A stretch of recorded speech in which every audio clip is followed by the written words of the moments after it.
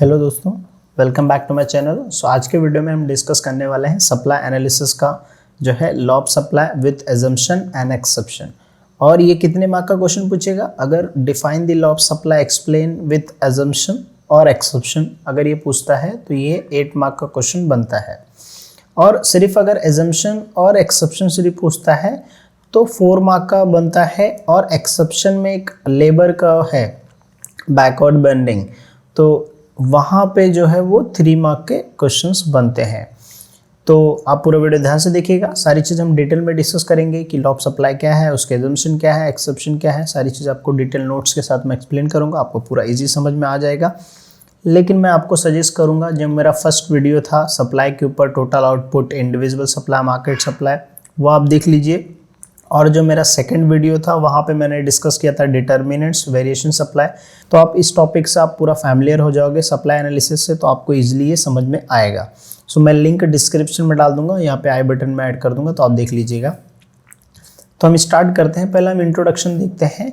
Law of supply किसने explain किया है? तो हम उसको the law of supply introduced by doctor Alfred martial. इन्होंने इंट्रोड्यूस किया है कहाँ पे? इनकी एक बुक आई थी प्रिंसिपल ऑफ इकोनॉमिक्स, वहाँ पे जो पब्लिश हुई थी 1890 में, वहाँ पे इन्होंने जो है लॉ ऑफ सप्लाई के बारे में एक्सप्लेन किया था। और इनका क्या कहना था कि लॉ ऑफ सप्लाई जो है वो फंक्शनल रिलेशन है। फंक्शनल रिलेशनशिप है मतलब किसके बीच में? प्राइस के बीच में और सप्लाई के बीच में। तो इनका ये कहना था फंक्शनल रिलेशन में कि जो सप्लाई है वो किसका फंक्शन है? प्राइस का फंक्शन है।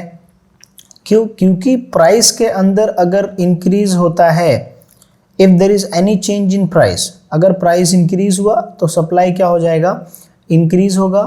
एंड अगर प्राइस कम हुआ तो सप्लाई भी क्या होगा? कम होगा। सो इन्होंने ये फंक्शनल रिलेशन बोला कि supply depends upon the price, any change in price will leads to change in supply. So that is what the functional relationship between the price of the commodity and supplied commodity. Hope you understand. Higher the price, higher the supply. Lower the price, lower the supply. Okay. अब हम इसका statement देख लेते हैं। Statement basically definition होता है जो पूरे जो है जो लॉ ऑफ सप्लाई का है उसका एक वर्ड में एक्सप्लेन करना चाहे, मतलब उसका डिफाइन मीनिंग होता है।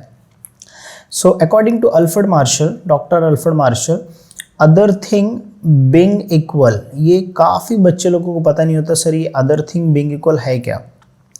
ये जो अदर थिंग है ना, अदर थिंग प्राइस को छोड़ के, price and supply, okay, except price and supply, तो ये प्राइस को छोड़ के बाकी जो अदर फैक्टर्स हैं जो हमने पढ़े थे, ठीक है, वी हैड स्टडीड यस्टरडे, हमने क्या पढ़ा था कि डिटर्मिनेंट्स ऑफ सप्लाई, देख लीजिए आप, है ना।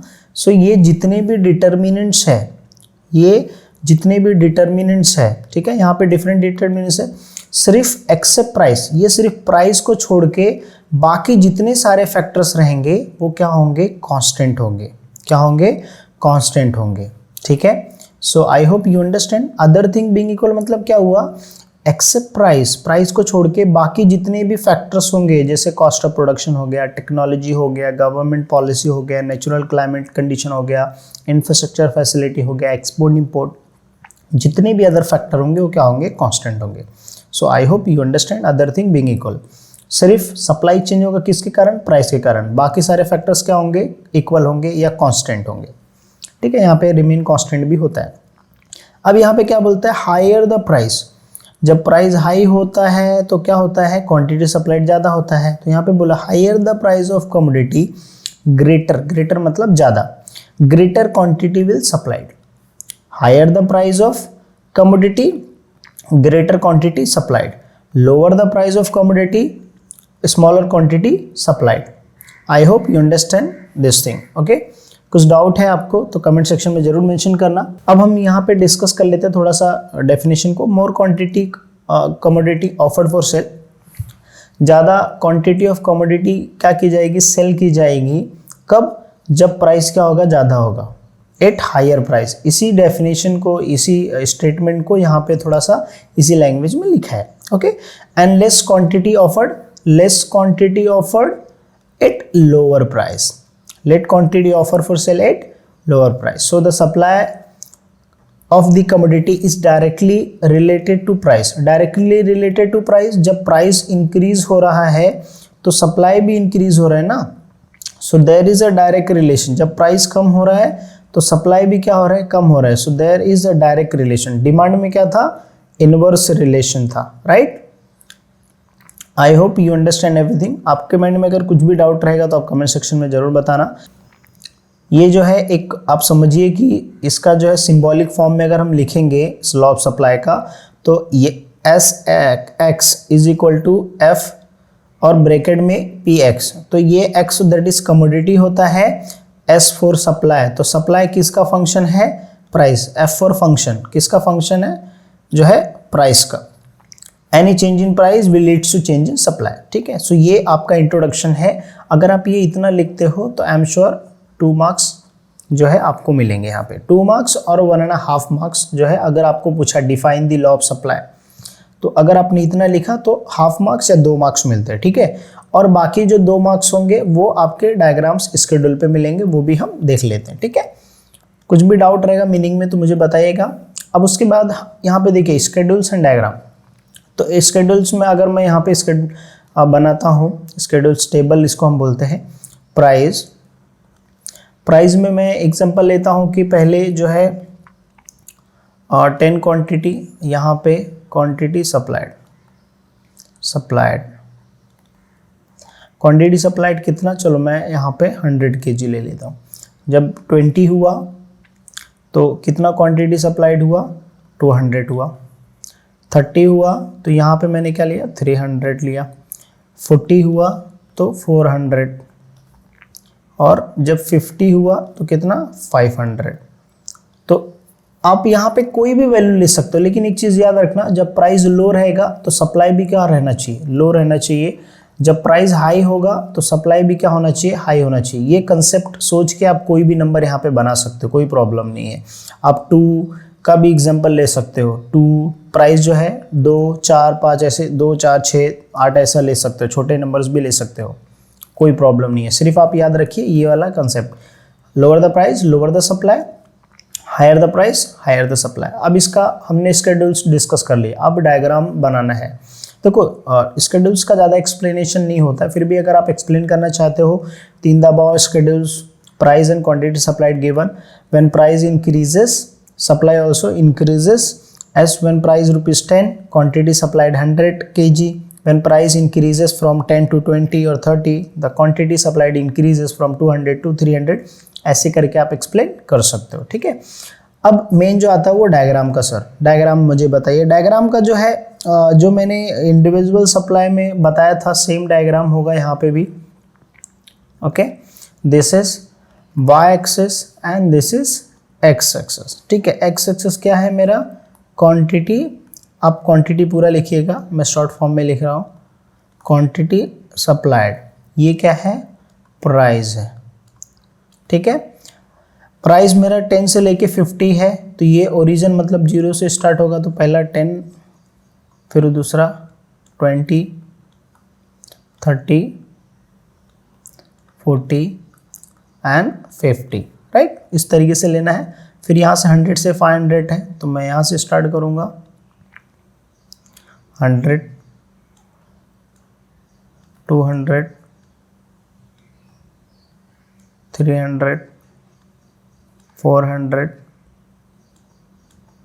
500, ठीक है, हो गया। अब जब प्राइस 10 रुपया था, कितना क्वांटिटी सप्लाइड था, प्राइस 10 रुपीज़ था, क्वांटिटी सप्लाइड 100। जब प्राइस 20 था, क्वांटिटी सप्लाइड क्या हुआ, इंक्रीज हुआ, राइट। तो इस तरीके से क्या करना है आपको, जो है ड्रॉ करना है टेबल, ठीक है। मतलब डायग्राम जो है इस तरीके से, जब प्राइस 30 हुआ तो कितना क्वांटिटी सप्लाइड हुआ, 300 हुआ, राइट। जब प्राइस 40 हुआ तो कितना क्वांटिटी सप्लाइड हुआ, 400 हुआ। तो इस तरीके से जो है आपको पूरा ड्रॉ करना है टेबल, ठीक है। जब 50 हुआ तो क्वांटिटी सप्लाइड, आप थोड़ा सा बेयर कर लीजिए यहाँ पे टेबल में, तो ये जो है इस तरीके से जो है आपका सप्लाई कर्व बनेगा, मतलब ये एकदम स्ट्रेट बनेगा। अगर मैं इसको रफ कर देता हूँ और मैं अगर डायग्राम बनाता हूँ तो आप डायरेक्टली क्या कर सकते हो, अच्छे से प्रॉपर ऐसे जहाँ पे आएगा, जैसे इधर एक है, ठीक, एक यहाँ पे ऐसे ऐसे बना के जो है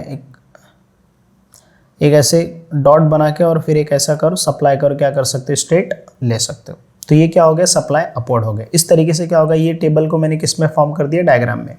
अब डायग्राम में एक्सप्लेन कैसे करोगे, देखो जब भी डायग्राम एक्सप्लेन करते हो तो पॉइंट वाइज करो। पहला ऐसे बाइनरी नंबर जैसे फर्स्ट पॉइंट में क्या एक्सप्लेन करोगे, in the above diagram y axis shows price of the commodity, x axis shows quantity supplied। ठीक है, पहला पॉइंट क्लियर हुआ। क्या बोला मैंने, in the above diagram y axis shows price of the commodity, x axis shows quantity supplied and SS is supply curve। ये क्या है, सप्लाई कर्व है। ठीक है, तो आपका जो है पहला पॉइंट क्लियर हुआ, कर्व है। सो अब आपने फर्स्ट पॉइंट में पूरा डायग्राम को बता दिया कि y क्या है, x क्या है और ये SS क्या है, सप्लाई कर्व। ठीक है, नेक्स्ट पॉइंट में क्या आप एक्सप्लेन करोगे, नेक्स्ट पॉइंट में आपको एक्सप्लेन करना है when price of the commodity ₹10, the quantity supplied 100 unit और kg, when price increases from 20 to 30 or 40, the quantity supplied also increases from 200 unit to 300 unit और 300 to 400 यूनिट। तो आपका एक सेकंड पॉइंट हो जाएगा। थर्ड पॉइंट में क्या लिखोगे, the supply curve is upward from left to right. ये लेफ्ट है, ठीक है, लेफ्ट से क्या हो रहा है, यहां से नीचे से ऊपर जा रहा है, left to right. So apply the supply curve upward from left to right because direct relationship between price and quantity supplied. ये अपवर्ड क्यों हो रहा है, बिकॉज ऑफ द फंक्शनल और direct relationship between price and supply. Higher the price increases, quantity of commodity supplied also increases. So इस तरीके से क्या करना है आपको, जो है तीसरे पॉइंट में एक्सप्लेन करना है। बाकी का आपका खुद का ओन एक्सप्लेनेशन, आप खुद से एक्सप्लेन कर सकते हो। तो आई होप आपको समझ में आ गया रहेगा अच्छा से टेबल एंड शेड्यूल्स। कुछ भी डाउट रहेगा तो मुझे एक्सप्लेन जो है आप कमेंट सेक्शन में बताना, मैं फ्यूचर में इस टॉपिक के ऊपर आपके डाउट्स के ऊपर वीडियो अपलोड कर दूंगा।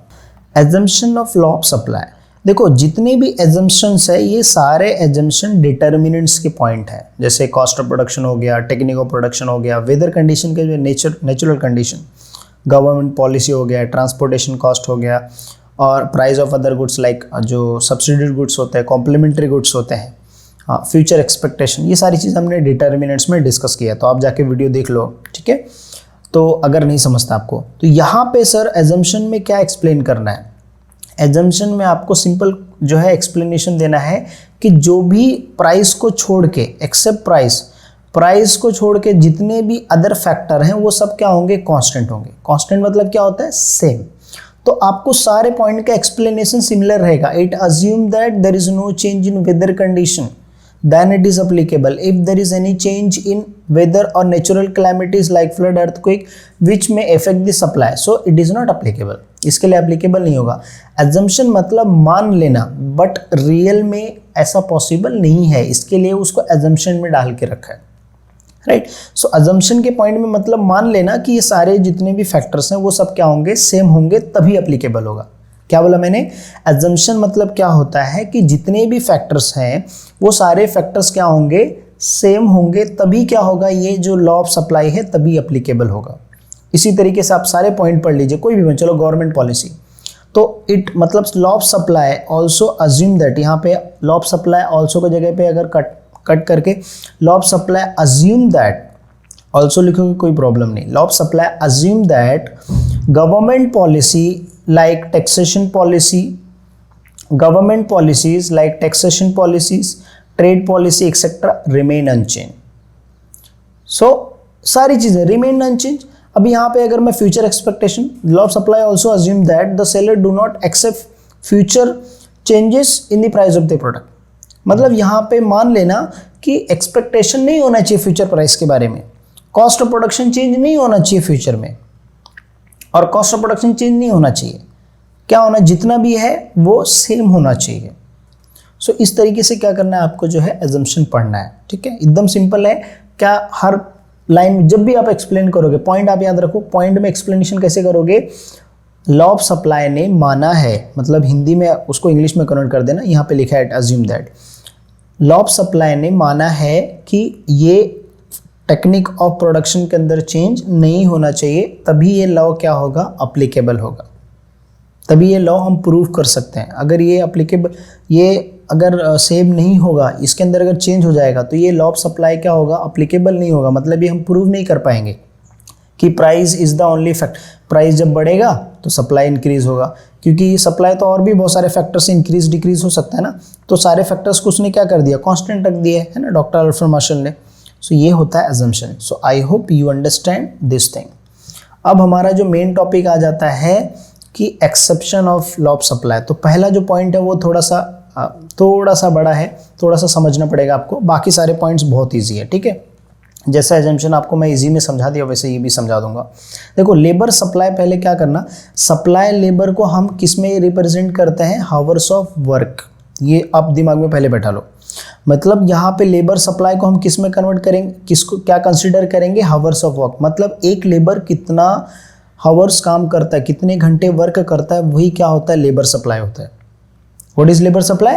लेबर सप्लाई मतलब एक लेबर कितने घंटे तक अपने काम को देता, मतलब कितना आवर्स अपने काम को देता है, वही क्या हो जाता है, लेबर सप्लाई। ठीक है, ये चीज़ बात क्लियर हुआ।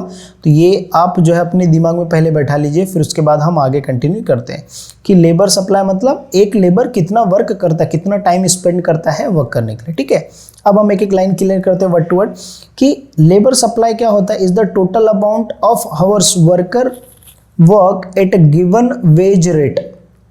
गिवन वेज रेट मतलब जो भी वेज रेट होगा उस कितने वेज रेट पे वो कितना आवर्स काम करता है। वर्कर मतलब एम्प्लॉय और जो लेबर काम करता है, कितने वेज रेट। वेज रेट मतलब एक दिन का उसको कितना मिलता है, या 8 घंटे का कितना मिलता है, 4 घंटे का कितना मिलता है, वो एक वेज रेट होता है। It represent graphically by supply curve. ये सप्लाई कर के हम ग्राफिकली रिप्रेजेंट करते हैं। देखो यहाँ पे जो है, और फिर ऐसे बैकवर्ड बेंडिंग है। ठीक है, ये भी हम एक्सप्लेन करेंगे। यहाँ पे पढ़ लेते पहले बेसिक जो मैंने बताया यही है। हावर्स, लेबर सप्लाई मतलब हावर्स कितने घंटे वो काम करता है एक पर्टिकुलर वेजेस पे, उसी को हम क्या बोलते हैं, लेबर सप्लाई बोलते हैं। इसका एक कर्व है, इसका टेबल भी है। In this case labour the wages rate rises, the supply of labour works would also increases. ये चीज़ समझने के लिए आपको डायग्राम समझना पड़ेगा। ठीक है, देखो यहाँ पे वेज रेट 100 था, 200 था, 300 था। तो 100 पे वो कितना घंटा काम करता था, 5 आवर्स, और उसको टोटल अमाउंट वेजेस 500 मिलता था। पर आवर्स का 100 मिलता था, तो 5 घंटा काम करता था तो उसको 500 मिलता था। उसने 2 घंटा इंक्रीज कर दिया तो उसको टोटल कितना मिलने लग गया, 1400 मिलने लग गया। और फिर बाद में क्या हुआ, उसको जब ज़्यादा पैसे मिलने लग गए तो उसने हावर्स कम कर दिया, क्योंकि उससे ज़्यादा उसको अमाउंट मिल रहा है। तो जब लोगों को अमाउंट ज़्यादा मिलता है तो लोग क्या करते हैं, कम आवर्स काम करना पसंद करते हैं। ठीक है, अभी मैं अगर एक लेबर हूँ तो मुझे अगर इनकम ज़्यादा मिल रहा है तो मैं क्या करूँगा, पहले 8 घंटा और 10 घंटा ड्यूटी करता था, लेकिन अब मुझे वेजेस ज़्यादा मिल रहे हैं तो मैं क्या करूँगा, 6 घंटे ही काम करूँगा, क्योंकि मुझे वेजेस मिल रहा है और मेरी ज़रूरतें पूरी हो रही है। तो उस फ्री टाइम में मैं क्या करूँगा, बाकी 2 घंटे में अपनी जो है लेजर टाइम को मैं अपने ऊपर स्पेंड करूँगा, है ना, इंजॉय करने के लिए। तो ये एक मेंटेलिटी होता है, समझो एक चीज़। ये लॉ ऑफ सप्लाई है और ये इंडिविजुअल पे है। लेबर सप्लाई जो है ना, एक्सप्लेन कर रहा है, ये पूरे मार्केट का नहीं, एक पर्टिकुलर लेबर का। जैसे मैंने अपना एग्जांपल बताया 8 आवर्स का, 2 आवर्स का, तो मैं अगर 6 आवर्स काम करो क्योंकि मुझे वेजेस ज़्यादा मिल रहे हैं, है ना। तो ये बेसिक आइडियोलॉजी है समझने के लिए। अभी हम डायग्राम समझ लेते हैं। सो देखिए डायग्राम में वाई एक्सेस क्या है, वेज रेट है। एक्स एक्सेस क्या है, लेबर सप्लाई, वर्क आवर्स, जो कितने घंटे काम करता है वो है। ठीक है, तो अब अगर हम यहाँ पे एग्जांपल लेंगे, 5 आवर्स लेबर काम करता था। ठीक है, 5 आवर्स काम करता था तो उसको कितना वेजेस मिलता था, 100 पर आवर का 100 मिलता था। जब उसने बाद में 500 से लेके 700 मतलब 7 आवर्स वर्क कर दिया, मतलब 2 घंटा उसने क्या किया, 2 आवर्स इंक्रीज कर दिया। तो जब 2 आवर्स इंक्रीज कर दिया तो उसको वेजेस 100 के बजाय अब कितना मिल रहा है, उसको 200 पर आवर का मिल रहा है। ठीक है, और फिर ये एक्स्ट्रा का टाइम करने लग गया। लेकिन बाद में क्या हुआ कि जब वो धीरे धीरे एक्सपीरियंस हुआ, जैसे जैसे उसका क्या हो गया, वेजेस रेट बढ़ गया तो उसका वर्किंग आवर्स भी क्या हो गया, कम हो गया। क्यों? क्योंकि उसको यहाँ पे इतना अमाउंट मिल रहा है कि वो क्या कर सकता है, उसको एक्स्ट्रा वर्क कम करने की ज़रूरत ही नहीं है। मुझे इतना पैसा मिल रहा है पर आवर्स का कि मुझे जो है एक्स्ट्रा वर्क करने की, एक्स्ट्रा आवर्स वर्क करने की रिक्वायरमेंट नहीं है। क्योंकि मैं क्या करूँगा, वो फ्री टाइम क्या करूँगा, लेजर्स यहाँ पे थी ना, free time to work after receiving the higher amount, मतलब प्रिफर टू लेजर, मतलब वो खुद का फ्री टाइम स्पेंड करने के लिए क्या करेगा, वो प्रिफर करेगा अगर उसको हायर अमाउंट मिलता है, जस्ट बिकॉज ऑफ दैट, है ना। आप खुद सोचिए कि अगर आपका सैलरी बढ़ गया, ठीक है, तो आप क्या करोगे कि बाकी जितने सारे काम रहेंगे वो रिड्यूस कर दोगे, है ना। जैसे एग्जांपल तो लिख नहीं सकते, फॉर योर अंडरस्टैंडिंग, जैसे अभी मैं 5-6 क्लासेस में पढ़ाता था, जैसे फिर धीरे धीरे मेरी सैलरी कॉलेज की बढ़ने लग गई, ठीक है, मेरा इनकम जैसे बढ़ने लग गया, तो मैं धीरे धीरे हर एक एक क्लासेस को छोड़ते गया, तो एट ए टाइम मैं 2 क्लास में सिर्फ टीच करता हूँ, ठीक है। तो ऐसा क्या हो गया कि लेबर हावर्स क्या हो गया, कम हो गया, क्योंकि I am getting more salary, है ना, तो I am getting more wages. तो ये होता है labour supply. So I hope you understand the labour supply. कुछ भी डाउट रहेगा कमेंट सेक्शन में बताना, ठीक है। अब उसके बाद हम डिस्कस करेंगे इसके नेक्स्ट पॉइंट का, एग्रीकल्चर। एग्रीकल्चर गुड्स एक ऐसा गुड्स जो किसके ऊपर डिपेंड होता है, वेदर कंडीशन के ऊपर डिपेंड होता है। अगर बारिश ज़्यादा हुआ तो ज़्यादा प्रोडक्शन होगा, अगर बारिश नहीं हुआ तो प्रोडक्शन कम होगा। तो अब मुझे बताओ, अगर एग्रीकल्चर प्रोडक्शन कम हुआ तो कितना भी आप प्राइस इंक्रीज कर दो तो सप्लाई बढ़ेगा क्या? नहीं बढ़ेगा ना, क्योंकि ऑलरेडी प्रोडक्शन कम हुआ है, प्रोडक्शन ऑलरेडी लो है। तो आप प्राइस कितना भी बढ़ा दो लेकिन आप सप्लाई कर ही नहीं सकते ना, क्योंकि आपके पास प्रोडक्शन तो हुआ ही नहीं ना, आउटपुट ज़्यादा है ही नहीं ना, तो आप सप्लाई नहीं कर सकते हो। तो लेकिन सप्लाई का रूल क्या बोलता है, exception which is not applicable. Exception मतलब जो अप्लीकेबल नहीं है। तो हायर प्राइस पे क्या होना चाहिए, एज पर द रूल के हिसाब से higher the price higher the supply, लेकिन हायर प्राइस पे यहाँ पे क्या हो रहा है, लो सप्लाई हो रहा है। क्यों? क्योंकि यहाँ पे ड्यू टू नेचुरल कंडीशंस इसकी वजह से प्रोडक्शन क्या हुआ, लो हुआ, and supply can not be increase even at higher price. तो ये अप्लीकेबल नहीं है। अंडरस्टूड। सेकेंड पॉइंट है अर्जेंट नीड फॉर कैश। अगर ये मिस्टर ए है, मिस्टर ए को सडनली इनका शॉप है और मिस्टर ए को सडनली जो है कैश का रिक्वायरमेंट हो गया, तो ये क्या करेंगे, लोअर प्राइस पे क्या करेंगे, सप्लाई ज़्यादा करेंगे। क्यों? क्योंकि इनको क्या चाहिए भाई, कैश चाहिए। सो लोअर प्राइस पे हायर सप्लाई हुआ, तो यहाँ पे क्या होना चाहिए कि लोअर प्राइस पे तो लो सप्लाई होना चाहिए एज पर दी सप्लाई रूल, है ना, एज पर दी डॉक्टर अल्फ्रेड मार्शल। लेकिन यहाँ पे क्या हो रहा है, लो प्राइस पे हायर सप्लाई हो रहा है just because of a person need urgent cash. तो इसके लिए क्या होगा, ये अप्लीकेबल नहीं होगा, इसके लिए एक्सेप्शन है लॉ ऑफ सप्लाई का।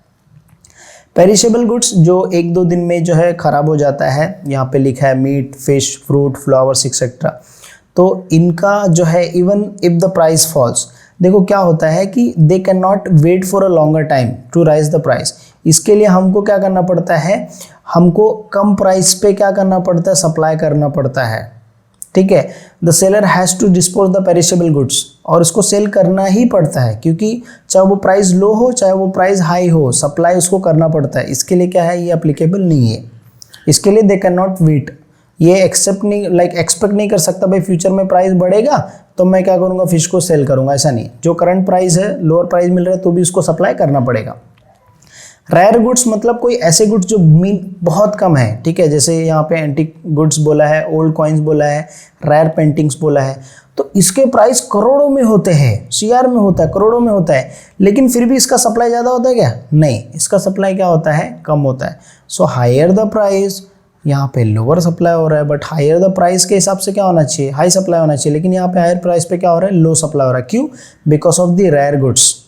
आप सोचिए, अगर एक पेंटिंग है जो बहुत पुरानी है, एशियन टाइम का है, जो जब बादशाहियत थी तो उस टाइम के लोगों का कुछ उस टाइम का कॉइन्स होगा, उस टाइम का कुछ उनका तलवार होगा या उनका चश्मा होगा, कुछ भी हो सकता है, इट डिपेंड्स, है ना, उस टाइम की बनावट कुछ भी हो सकती है। सो वो सारे क्या है, रेयर हैं। तो वो रेयर के केस में हम हायर प्राइस पे क्या करते हैं, बहुत प्राइस होता है लेकिन हम लोअर सप्लाई करते हैं, ठीक है। So I hope you understand. अगर आपको कुछ भी डाउट होगा लॉ ऑफ सप्लाई के अंदर तो कमेंट करके ज़रूर बताना। वीडियो लास्ट तक देख रहे हो तो हैशटैग करके आप जो है हैशटैग HSC बोर्ड 2021 हैशटैग यहाँ पे डालना, ठीक है। हैशटैग स्पेस मत रखना, हैशटैग HSC बोर्ड 2021 और हैशटैग इकोनॉमिक्स ये करके आप कमेंट करना, तो मुझे पता चलेगा कि आपने वीडियो लास्ट तक देखा है। और फिर आपके जो क्वेश्चंस होंगे वो क्वेश्चंस क्या करना, कमेंट कर देना। So definitely sure you will get reply. Instant reply आपको मिलेगा। ठीक है, सो मिलते हैं नेक्स्ट वीडियो में। Thank you so much guys for watching video.